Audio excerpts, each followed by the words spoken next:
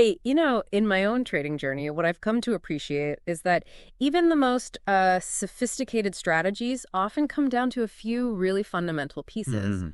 It's kind of like learning to cook. You might end up making a fancy dish, but you've got to know your basic ingredients first, right? Yeah, absolutely. And in options trading, those core ingredients are call and put options. And that's exactly what we're going to explore with you today. That's a great way to put it. Call and put options are truly like the bedrock of the options market. Hmm. Whether you're thinking about making a bullish bet or maybe anticipating a price drop or even trying some of those more complex sort of neutral strategies, it all stems from understanding these two basic building blocks. Right. So our goal today is simple.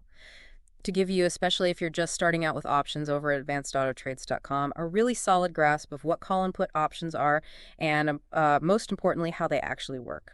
Yeah, let's cut through the noise. Exactly. We're going to skip the confusing jargon and just get right to the essential stuff you need to know to start building your options knowledge. So let's dive right into call options. What is a call option exactly? Okay. At its heart, a call option is a contract.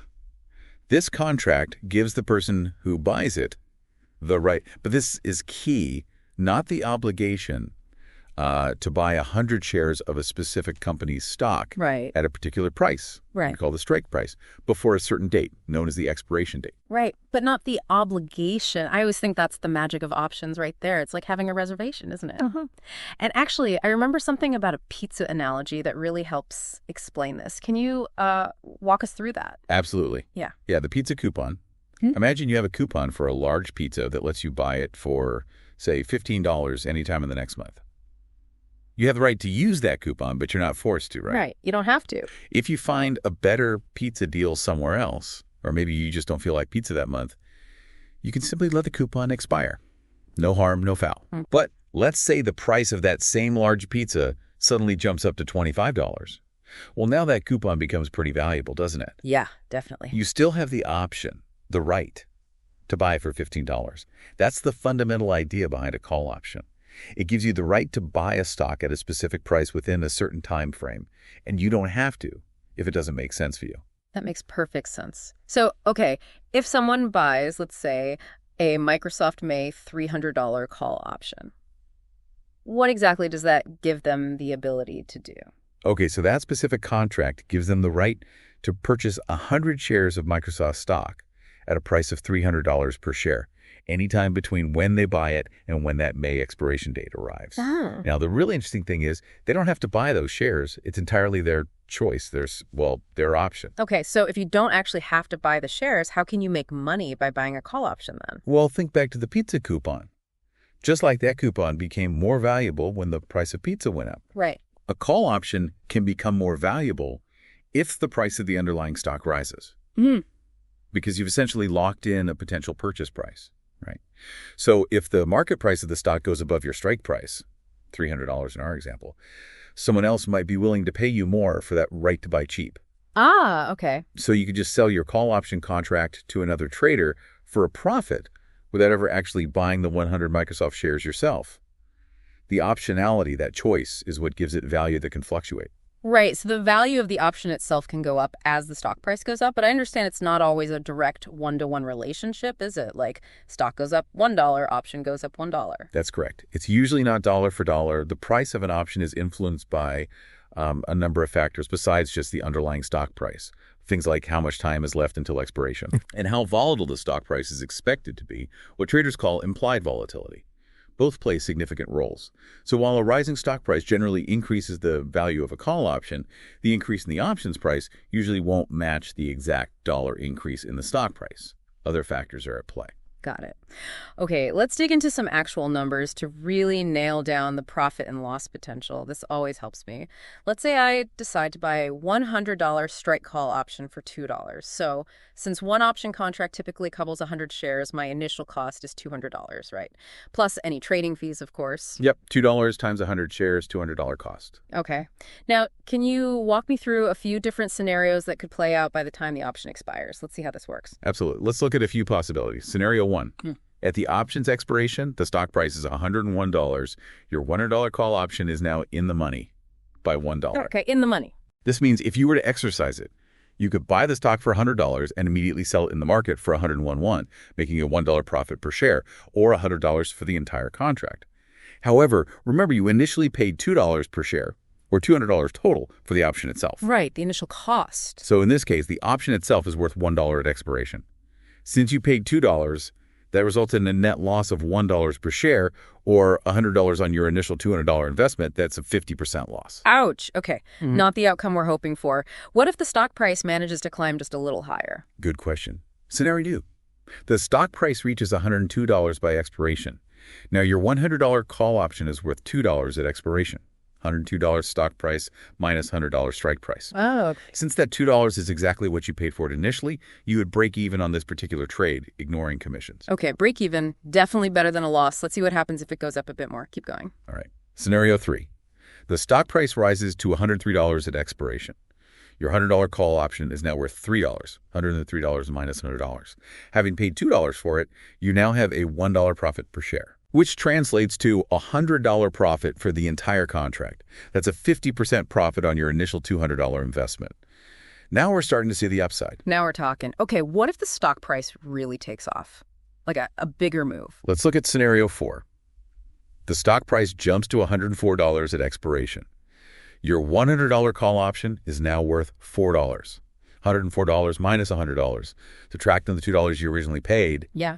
you're looking at a $2 profit per share, or $200 for the contract.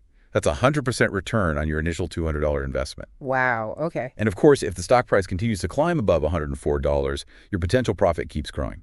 This really highlights the leverage that options can provide. A small move in the stock can lead to a larger percentage gain on the option premium. That sounds great, that leverage part. But what's the flip side? What's the absolute worst case scenario if I buy this call option? The worst case scenario, let's call it scenario 5. If at expiration, the stock price is at $100 or anywhere below $100, Yeah. your $100 call option expires completely worthless, zero value. Because you had the right to buy at $100, but the market price is lower or the same, there's no financial advantage, no value left in that right. Makes sense. In this situation, you would lose the entire premium you paid for the option, which was $200 in our example. Yeah. That represents a 100% loss. Your risk is defined up front. Okay, so that gives a pretty clear picture of how a call option works, the potential ups and downs. Now, let's switch gears and talk about put options. What are they all about? Right. Puts. So if a call option gives you the right to buy, then logically a put option must give you the right to sell, right? It's kind of the opposite. Exactly. You got it. A put option is also a contract, but this one gives the buyer the right, and again, super important, not the obligation. Right, still optional. To sell 100 shares of a specific stock at a predetermined price, the strike price, within a specific time frame, the expiration date. So instead of the right to call shares to yourself, it's the right to kind of put shares onto someone else at that fixed price. That makes intuitive sense, actually. That's a perfect way to visualize it. Yeah. You're essentially buying the right to say, hey, I have these shares, or maybe you don't yet, but I have the option to sell shares to you at this specific price, regardless of what the lower market price might be at that time, before expiration, of course. Okay. Can you give us a concrete example with a put option, maybe using Microsoft again, similar to the call option we discussed? Sure. Let's stick with Microsoft. Say you buy a Microsoft May $300 put option. This contract gives you the right to sell 100 shares of Microsoft at $300 per share at any point before that May expiration date. Okay. So if the price of Microsoft stock starts to fall below $300, your right to sell at $300 becomes increasingly valuable. Right. Because you can sell higher than market. Exactly. You can sell at a higher price, $300, than the current lower market price. And just like with call options, you don't actually have to own the Microsoft shares to buy this put option, right? And you could potentially profit just by selling the put option contract itself if the stock price goes down. Precisely. If the stock price declines, the value of your put option generally increases because you hold the right to sell at a price that is now higher than the current market value. So you could then choose to sell that put option contract to another trader for a profit. Okay. And just as with call options, the price of the put option won't necessarily increase dollar for dollar as the underlying stock price decreases. Same factors apply: time, decay, volatility, etc. Got it. Okay, let's walk through a similar numerical example for put options. Back to the numbers. Let's say I buy a $100 strike put option for $2, again costing me $200 for one contract. What are the potential profit and loss scenarios if the stock price starts to move downwards this time? All right, let's break down the put side. Scenario 1. At expiration, the stock price is $99. Your $100 put option is now in the money by $1 strike minus $99 stock price. Oh. If you were to exercise it, you could theoretically buy the stock for $99 on the open market and immediately exercise your right to sell it to the put seller for $100, making a $1 profit per share, or $100 for the contract. But again, remember, you paid $2 per share, $200 total for the option. Right, the cost. So the option itself is worth $1 expiration. Net result, a loss of $1 per share or $100 total, again, a 50% loss on your initial $200 investment. Okay, so it really is like the mirror image of the call option scenario we looked at earlier, just in the opposite direction. Exactly. It's symmetrical in that way. Okay, scenario 2. The stock price falls to $98 at expiration. Your $100 put option is now worth $2. $100 strike minus $98 stock price, which is the exact amount you paid for it. So you would break even on this trade, ignoring fees. Another break even. We're getting closer to making some profit on the downside move now. Yep. Scenario 3. The stock price drops to $97 at expiration. Your $100 put option is worth $3. $100 minus $97. After subtracting the $2 you initially paid for it, you have a $1 profit per share or a $100 profit for the entire contract. That's a 50% profit on your $200. Nice. Okay. And what if the stock price really takes a tumble, a significant drop? Scenario 4. Huh. Let's say the stock price plummets down to $96 at expiration. Your $100 put option is now worth $4. $100 strike minus $96 stock. Okay. Subtracting your initial $2 cost, you've made a $2 profit per share or $200 profit per contract. That's a 100% return on your initial $200 investment. Wow, okay. And just like with the call, as the stock price continues to fall below $96, your potential profit keeps increasing, theoretically down towards zero for the stock price. So with a put option, the lower the stock price goes, below the strike minus the premium, the more valuable my option becomes. And what's the worst that can happen if I buy a put option? Max loss. Same principle as the call. Gotcha. Scenario 5. If at expiration the stock price is at $100 or anywhere higher than $100, your $100 put option expires worthless. Your right to sell at $100 has no value if the market price is equal to or higher than that.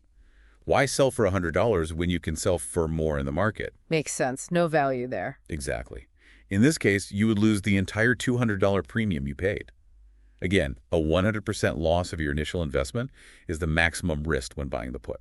So, okay, similar to call options, the percentage gains can be significant, but the risk of losing your entire initial investment is also very real if the stock doesn't move in your favor. Absolutely. Defined risk, potential for high reward. Now, I recall reading somewhere that put options can also act like an insurance policy for shares of stock that you already own. Can you explain how that works? That sounds useful. Yeah, that's a really common and useful application. If you already own, say, 100 shares of a particular stock, you can buy a put option on that same stock. This put option would essentially guarantee you a minimum selling price, the strike price for your shares, up until the expiration date of the put. Ah, like a price floor. Yeah, exactly. A temporary price floor. So, if the stock price suddenly drops significantly, you have the right to sell your shares at the higher strike price of the put option, effectively protecting yourself or hedging against potentially larger losses on your stock position. It's like paying a small premium, which is the cost of the put option, to ensure the value of your existing stock holdings against a potential downturn for a specific period. That's a really helpful way to think about it, like buying insurance for your portfolio, or at least part of it. And you also mentioned earlier, just to reiterate, that you don't actually need to own the underlying stock to buy a put option. What's the advantage of doing that again? That's right. You can buy a put option simply because you believe, based on your analysis or outlook, that the price of a stock is going to go down. Pure speculation, essentially. Okay. If your analysis is correct and the price falls sufficiently, below your strike minus the premium paid, the value of your put option will likely increase, and you can then sell that option contract for a profit. This allows you to potentially profit from a declining stock price without having to deal with the complexities and the potentially unlimited risk associated with actually short selling the underlying shares directly. Right. Short selling has that unlimited risk potential if the stock goes up instead. Exactly. Buying a put gives you a defined risk, the premium paid, with the potential for significant returns if you're right about the downward direction. Okay, we've spent a good amount of time talking about buying calls and puts, which clearly gives the buyer certain rights, choices. But, for every buyer in a transaction, there has to be a seller, right? Absolutely. Crucial point. What's their role in all of this when it comes to options? What's the other side of the coin? That's a crucial part of the picture to understand.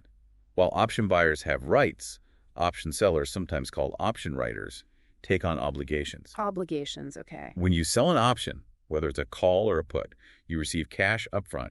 This is the premium that the buyer pays you. That's your immediate income. Money at the bank. Money in the bank. However, in exchange for receiving that premium, you are now potentially obligated to either buy or sell the underlying shares if the option buyer decides to exercise their right before that option expires. Okay, so let's break that down. If I sell a call option, what am I obligated to do if the person who bought it decides to exercise their right? If you sell a call option, you are obligated to sell 100 shares of the underlying stock to the call buyer at the specified strike price if they choose to exercise their option anytime before the expiration date. You have to deliver the shares at that price, even if the market price is much higher. Okay, so I'd have to come up with the shares or buy them at the market price to sell them at the strike price. That could be risky if the price shot up. Potentially very risky if you don't already own the shares. That's called selling a naked call. If you do own the shares, it's called a covered call, which is a different strategy. But yes, the obligation is to sell. Gotcha. And if I sell a put option, what's the obligation I might have to fulfill there? If you sell a put option, you are obligated to buy 100 shares of the underlying stock from the put buyer at the strike price if they choose to exercise their option. You have to come up with the cash to buy the shares at that price, even if the market price is much lower. Okay, so I'd have to buy the shares at the potentially higher strike price. Correct. The buyer has correct. That premium is their potential profit, but they also take on the risk associated with the potential obligation. And as we discussed earlier, a really important point for option buyers to remember is that their maximum potential loss is always limited, right? It's just the premium they initially paid for the option. Absolutely. That's one of the main attractions for buyers to find risk, upfront, the most you can possibly lose. This has been incredibly helpful in building, I think, a really solid foundation for understanding options. It clears up a lot. Good. So just to quickly recap the core idea, call and put options are truly the fundamental building blocks, the Lego pieces for all the various options trading strategies out there. Mm-hmm.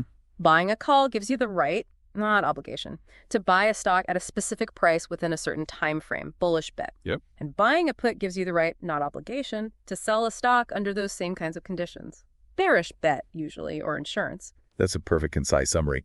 And grasping this core difference, the right to buy with a call, the right to sell with a put, along with understanding the concept of rights for buyers versus the obligations for sellers, that's absolutely essential for anyone who's beginning their journey into the world of options trading. Got to nail this first. Absolutely. And we really hope that this discussion has given you, our listeners, especially those at advancedautotrades.com, maybe just starting out, a much clearer understanding of how these basic but really powerful tools work. Yeah.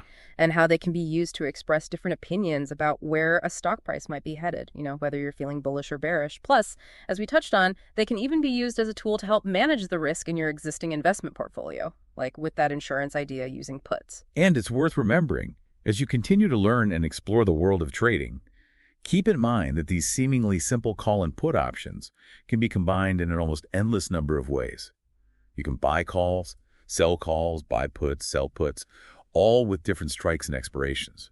Right, creating spreads, combinations. To create more complex and potentially sophisticated trading strategies tailored to different market views or risk profiles. But it all starts here. So here's a final thought for you to consider as we wrap up. Now that you have a better grasp of the core rights and obligations associated with buying and selling these basic call and put options, how might strategically combining these two fundamental tools open up even more diverse possibilities in your trading? Think about buying a call and selling a call, or buying a put and buying a call. What could that do? Good question to ponder. We really encourage you to keep exploring the world of options and the various strategies that might be right for you. And of course, you can find more resources and keep learning right here with us at advancedautotrades.com. Thanks so much for tuning in. If you enjoyed this episode and want to stay ahead with fresh insights every other day, don't forget to hit that subscribe button or follow our podcast. We've got more exciting content coming your way, and we can't wait to have you back. See you soon.